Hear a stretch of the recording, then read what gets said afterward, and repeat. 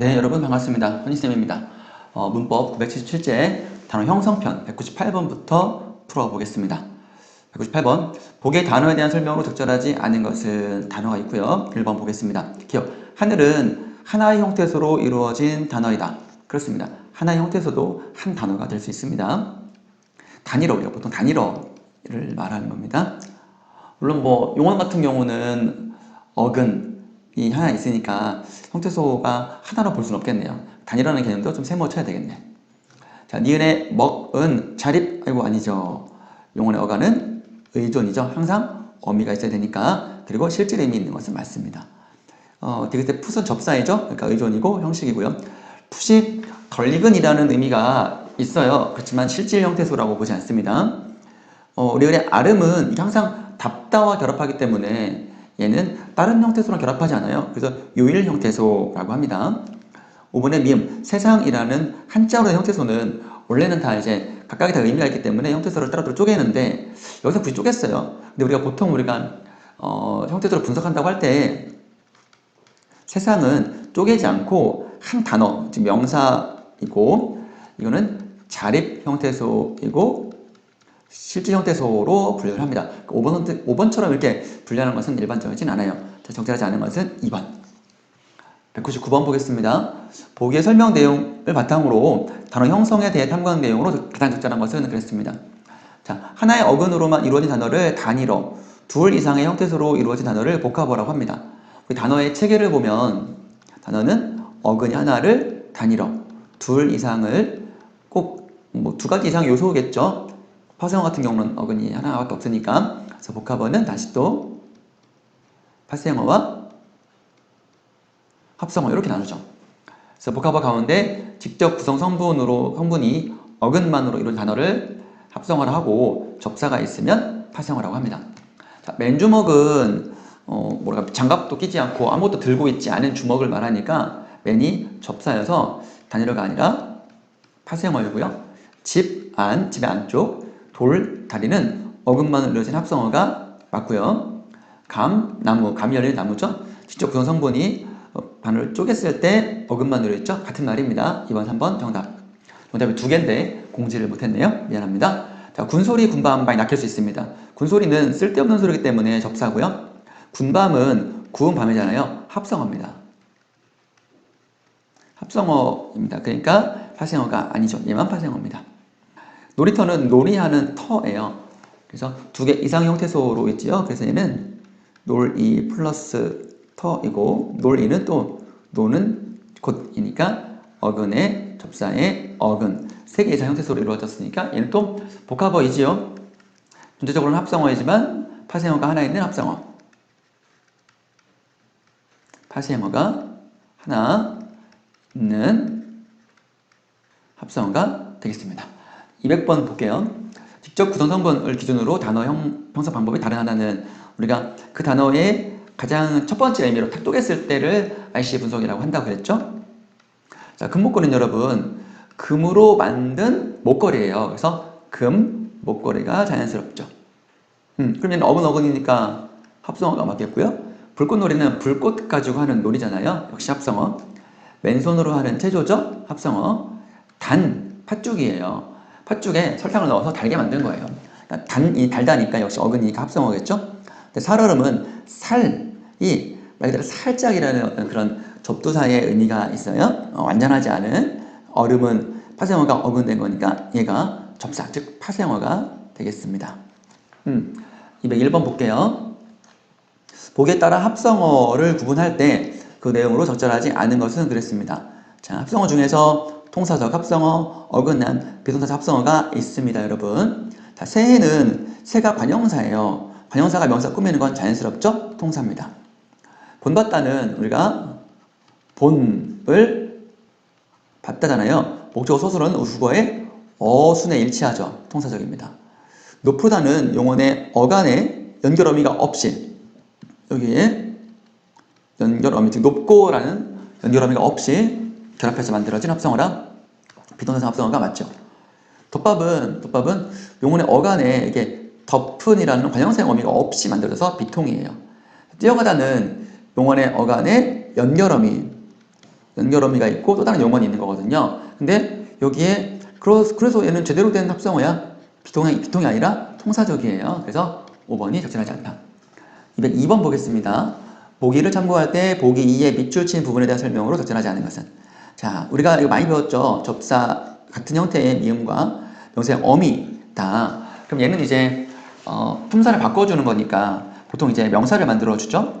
명사니까 관형어의 수식을 받을 수 있고, 어미니까 어디까지는 얘는 용언이라는 소리예요. 용언. 그렇기 때문에 부사의 수식을 받을 수 있습니다.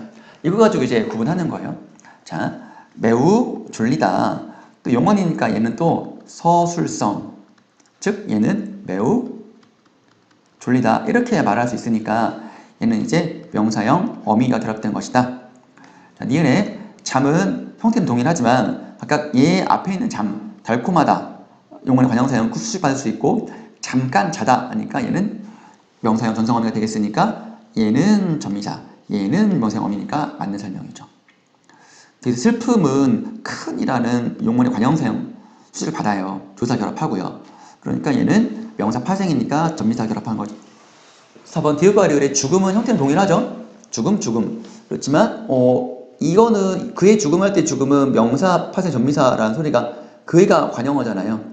그랬고, 그리고 여기에 죽음은 이게 무슨 죽음이라고 할까요? 그는 비참한 죽음을 끝까지 거부함. 이런 것들에서 이게 괜찮잖아요. 그래서 리을의 죽음은 명사형 어미가 아니라 얘는 같은 명사 파생 전미사가 결합된 것이지요. 그래서 적절하지 않습니다. 5번 거부함은 부사의 수식을 받을 수 있다는 점에서 명사형 어미 미음이 결합한 것이다. 끝까지는 여러분 부사어가 아니에요. 끝은 명사고 까지는 보조사야. 그러니까 이거는 끝까지, 그러니까 보조사는 격조사가 들어갈 수 있잖아. 그래서 어떤 격조사가 들어갈지 좀 그래요. 그지? 그래서 여기서는 그냥 하나의 그냥 성분으로 쓰이고, 그럼 얘는 무슨 성분으로 쓰이는 것일까? 보조사가 결합했다는 건데, 근데 보면 끝까지 거부했다 수식 가능하잖아요. 그래서 이 보조사가 있지만, 까지는 보조사지만, 요게 이제 끝이 부사격 조사는 되게 많거든. 그래서 까지를 대신하는 부사격 조사가 아마 있어서 그걸 대신해서 보조사가 들어간 거고요. 뭐가 있을지 쌤이 지금 찾고 있는 중인데 진짜 떠오르는 게 없네요. 일단은 죽음을 거부했다. 어떻게 끝까지 거부했다 해서 부사어의 수식을 받는다는 거는 자연스럽긴 해요. 그래서 얘는 이렇게 정답이 될 것이고, 그래서 요거 4번이 정답이고요. 그 다음에 203번 보겠습니다. 보기를 바탕으로 파생어를 분석하는 내용으로 적절하지 않은 것은 그랬습니다. 접두사는 어근의 의미를 제한하고요. 어근과 파생어의 의미의 차이를 만듭니다. 또 전미사 같은 경우는 주로 이제 의미 제한하기도 하지만 문법적인 변화를 일으킨다. 이거는 달리 말하면 품사를 바꾼다는 겁니다. 전미사가 붙어서 할 수 있는 문법적인 변화는 품사를 바꾼다는 겁니다. 자, 1번. 믿음의 음은 전미사로, 왜냐면 믿다잖아. 어근이 믿다. 동사거든요. 의미를 제한합니다.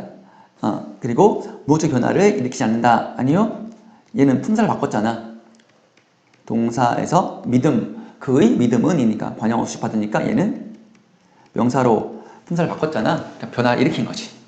2번. 사랑스럽다의 스럽다는 전미사죠. 어근의 의미를 제한하고 또 문법적 변화를 일으킨다. 그렇죠. 사랑의 명사인데 형용사로 품사를 바꿨습니다. 나무꾼은 나무와 꾼이죠. 의미를 제한할 뿐 문법적인 변화는 없죠. 헛개침의 헛도 마찬가지입니다. 의미를 제한하고 치솟다의 치가 위로라는 의미를 갖고 있는 접두사예요. 그러니까 다 맞는 설명이죠. 204번 보겠습니다. 보기를 바탕으로 단어의 형성에 대해 탐구한 것을 적절하지 않은 것은 그랬습니다. 단일어, 복합어, 파생어, 합성어 이기니까 1번 보겠습니다.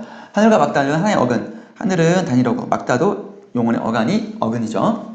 지르밥다의 지르는 접두사가 아니라 용언의 어간이에요. 그러니까 얘는 고밥다에서 비동사적 합성어가 되겠네요. 비동사적 합성어가 될 것이고 파생어는 아니겠고요. 그래서 지르다가 이제 우리가 지려밥다처럼 눌러밥다라는 그런 뜻 있잖아. 그 누르다라는 그런 의미가 있어요. 뭐 치다라는 그런 의미도 있고. 자, 그래서 2번이 좀 문제가 있고요. 곁눈질은 곁눈으로 여러 가지 하는 거잖아요. 쳐다보는 거잖아요. 옆으로 살짝 쳐다보는 거잖아. 그래서 곁눈이 합성어야. 곁눈. 곁에 있다. 명사고, 눈도 명사고, 질은 전미사고, 파생어고. 결국에는 곁눈에 질이 붙은 거니까 IC 분석하면 파생어로 봐야지. 회덮밥은 회를 덮은 밥이잖아. 이렇게 딱 쪼개면 명사 어근어근이어서 합성어가 되는 거지. 강마르다는 우리가 접두사 중에서 품사를 바꾸는 몇 안 되는 접두사라 그랬잖아. 마르다는 동사인데 강마르다가 붙으면 형용사가 되는 거죠. 그래서 얘는 이제 강이 붙었으니까 파생어가 되는 것이죠. 5번 보겠습니다. 적절하지 않은 것은 합성어, 그리고 통사적 합성어, 비동사적 합성어 고르라는 거네. 자, A 보면 가로지르다인데 어근어근이 결합이 명사, 동사 형태로 결합되어 이번에 구조가 일치하지 않으므로 일치해요. 가로가 명사가 맞아. 우리 가로 세로 할 때 그 가로야. 길을 가로지를 때 우리 가로로 지르다거든. 이거는 이제 가로로 지르다라고 부사어 서술어, 즉 부사어 서술어 그런 어순이거든. 그러니까 비통이 아니라 통이지. 정답 2번. 정들다는 정이 들다잖아. 정이 들다이고 조사는 생략 가능하고 일치하지 주어 서술어이고. C는 퇴사 같은 경우 이 사자가 이게 벼슬 할 때가 사자인데 벼슬을 그만두는 것도 퇴사고 요즘 퇴사는 이런 회사 사자 회사의 의미가 많이 쓰죠. 어쨌든 얘는 어근어근이거든. 물러날 왜냐 한자는 다 뜻이 있으니까. 근데 회사를 물러나다. 회사를 물러나다거든. 근데 여기서는 이제 부사어라 그랬잖아. 그러니까 회사를 퇴직하다. 회사에서 물러나다. 회사에서 물러나다. 이렇게 돼야 되나 봐. 그게 좀 자연스럽겠지. 그래서 물러나다. 회사에서 퇴직하다. 그게 더 자연스럽네. 회사를 보다는. 자, 그러니까 서술어가 먼저 와서 퇴가 먼저 왔고, 그다음에 사가 이제 회사라 치면 사는 벼슬이고, 그러면 회사에서니까 서술어가 먼저 왔고 부사어가 나중에 왔잖아. 근데 우리 국어의 어순은 거꾸로 부사어와 서술어잖아요. 그래가지고 이게 비통이라고 하는 겁니다. 일반적으로 한자로 잘 따지진 않아요. 뭐 독서 같은 경우도 그렇죠. 자, D 첫사랑은 첫은 관형사 어근이에요. 그래서 통이고요. 등교도 마찬가지입니다. 등자가 오를 등 학교 교거든. 근데 등은 학교에 들어가다 9시 늦기 전까지 가는 걸 등이라고 하면 학교에 가다 하니까 역시 퇴사처럼 서술어 부사어라서 비통입니다. 왜냐면 교등이라고 하는 거겠지. 학교에 들어가다 라는 거니까. 이렇게 되겠고요. 206번. 형태소와 단어에 대한 설명을 적절하지 않은 것은 그랬습니다. 자, 형태소는 의미를 가지고 있는 가장 작은 단위다. 적절한 정의죠. 단어는 조사를 제외하고 자립할 수 있는 말의 단위이다. 단어는 조사를 포함하고 단어예요. 조사는 비록 자립성은 없지만 분리성 있잖아요. 그래서 2번이 조금 애매하다. 그러니까 조사도 단어인데 분리성으로 조사 인정하고 나머지는 자립할 수 있는 단어다. 이렇게 이해하면 되겠죠? 3번. 단어 하나 형태에서 구성된 것도 있죠. 단일어 같은 경우 뭐 하늘 이런 것들 둘 이상의 형태에서 구성된 것도 합성어, 파생어 이런 것들 분명히 있죠. 용언 같은 경우도 어가 어미니까 둘 이상 있죠. 어휘적 의미뿐만 아니라 조사나 어미 같은 것은 문법적 의미. 그래서 우리가 형식 형태소가 있는 겁니다. 어휘적 의미라는 것은 우리가 실질 형태소를 말해요. 5번. 단어와 단어 사이에는 언제나 단어는 띄어쓰는 게 원칙인데요. 여기 보면 그 체언과 조사는 결합해 쓰는 거예요. 띄어쓰기 없어요. 조사는 앞말에 붙였어야 되고요. 형태소 사이, 즉 우리가 뭐 학교에 갔다 같은 경우는 형태소 갔다 같은 경우는 가 플러스 플러스 다잖아. 학교와 애랑 형태소는 붙여 쓰는 것이고 애와 가랑 형태소는 다른 띄어 쓰는 거니까 이거는 뭐 무리 없지만 요거 단어 사이에 띄어 쓴다는 것도 좀 문제가 있습니다. 즉 2번도 문제 있고 5번도 문제가 있습니다, 여러분. 자, 이번 시간은 206번까지 하고요. 다음 시간은 207번부터 또 만나요. 여러분들 반드시 미리 문제를 한번 풀어보고 많이 고민해 온 다음에 헌희쌤과 함께 내용을 맞춰보는 것이 더 중요합니다. 수고했습니다. 안녕.